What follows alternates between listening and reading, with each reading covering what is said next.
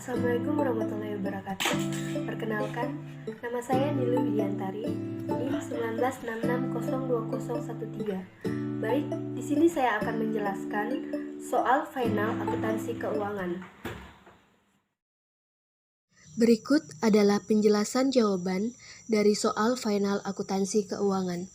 Baik, sebelum masuk pada perhitungan LPS dasar dan LPS dilusian, sebelumnya kita menghitung dulu jumlah rata-rata tertimbang.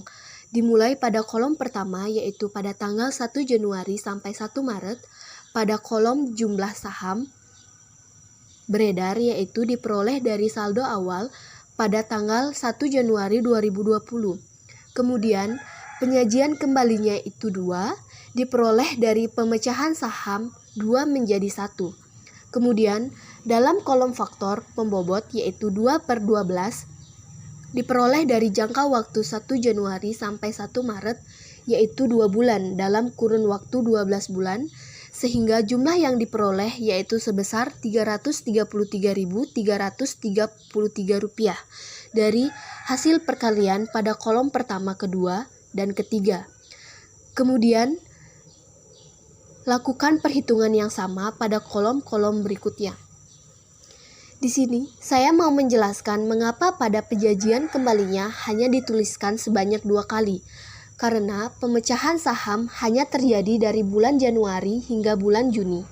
Maka, pemecahan saham hanya dituliskan di bulan Januari sampai Maret dan bulan Maret hingga Juni.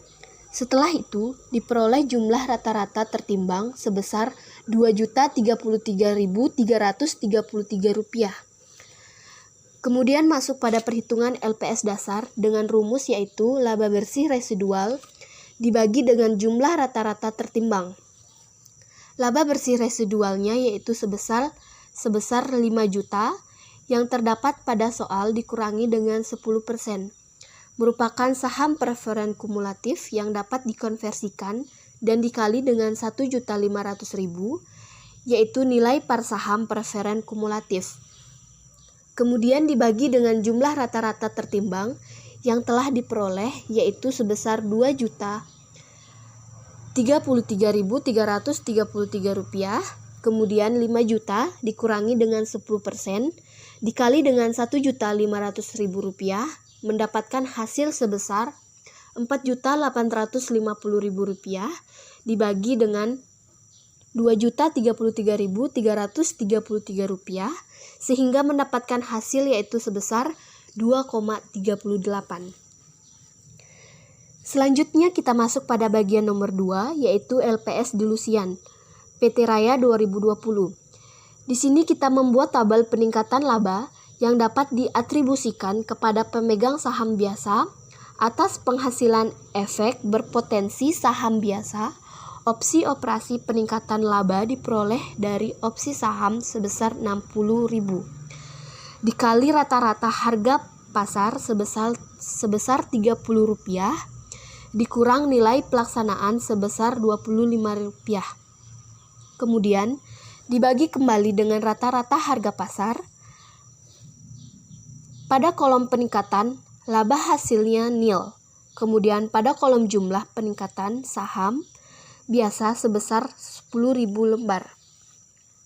Diperoleh dari operasi peningkatan laba dan pada kolom LPS hasilnya nil. Pada kolom peningkatan laba yang kedua, kita peroleh Rp150.000 dari saham preferen kumulatif konferensi yaitu Rp1.500.000 dikali dengan 10%. Selanjutnya, untuk mencari saham incremental dapat dikalikan antara saham preferen kumulatif yang dikonversikan menjadi saham biasa yaitu sebesar Rp250.000. Dan penyesuaian terhadap pemecahan saham, kita peroleh peningkatan jumlah saham biasa sebesar 500.000 lembar dan untuk mencari nilai LPS kita bisa membagi peningkatan laba sebesar 150.000 dengan peningkatan jumlah saham biasa yaitu sebesar 500.000, kita peroleh nilai LPS sebesar 0,3. Selanjutnya masuk pada tabel kedua, yaitu tabel perhitungan LPS di Lusian. Sebagaimana dilaporkan, laba operasi sebesar Rp4.850.000 dengan saham biasa sebesar Rp2.033.333. Dan per saham merupakan hasil bagi dari laba operasi dan saham biasa. Kemudian pada opsi diambil dari peningkatan jumlah saham biasa sebesar 10.000 lembar. Kemudian masing-masing dijumlahkan dari kolom laba dan operasi sebesar Rp4.850.000, kolom saham biasa sebesar Rp2.043.333 dan diperoleh per saham sebesar 2,37. Untuk saham preferen yang dapat dikonversikan, laba dari operasi sebesar Rp150.000 saham biasa sebesar 5 juta. Kemudian tiap kolom dijumlahkan memperoleh hasil laba dari operasi sebesar 5 juta saham biasa sebesar Rp2.543.333. Diperoleh per saham sebesar 1,96. Kenapa dikatakan dilutif? Karena nilai par saham jumlahnya lebih kecil dibanding nilai par saham sebelumnya. Masuk pada soal nomor 3, yaitu investasi dalam instrumen ekuitas bukan dengan tujuan untuk memperoleh pengaruh signifikan dan pengendalian, dan untuk investasi dalam instrumen ekuitas yang tidak masuk dalam PSAK 50 revisi 2014 dan PSAK 55 revisi 2014, perlakuan akuntansinya diatur dalam PSAK 15 revisi 2013. Investasi pada entitas asosiasi dan ventura bersama apabila memiliki pengaruh signifikan, dan PSAK 65, laporan keuangan konsolidasian apabila memperoleh pengendalian. Investasi pada entitas asosiasi dan ventura mengatur akuntansi untuk investasi pada entitas asosiasi. Yang dimaksud entitas asosiasi adalah suatu entitas, termasuk entitas non-korporasi, seperti persekutuan, di mana investor mempunyai pengaruh signifikan dan bukan merupakan entitas anak ataupun bagian partisipasi dalam ventura bersama. Investasi di dalam instrumen ekuitas yang merupakan kategori diukur pada nilai wajar melalui laporan laba rugi dan tersedia untuk dijual, diukur menggunakan nilai wajar tiap tanggal pelaporan keuangan.